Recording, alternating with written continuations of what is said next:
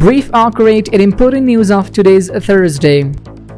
Officials of the National Statistic and Information Agency told the nation in accountability program that we are attempting to move the ID card distribution centers to the districts and remote areas.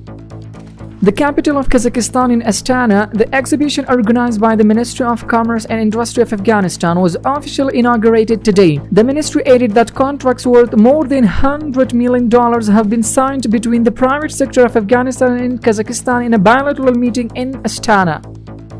In Kunduz Imam Sahib district, the harvest of watermelons and melon has increased this year compared to previous years, and the sales market has also improved.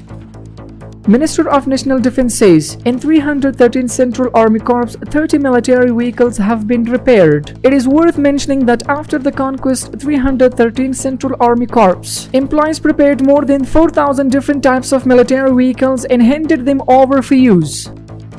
Maulami Muhammad Dawood Ayubi has been appointed as the new director of Kabul Customs. He was officially introduced to the customs staff today by Chief Director of Customs Mufti Abdul Mateen Saeed. Kabul municipality says action has been taken to restore the seized green areas in the 15th district.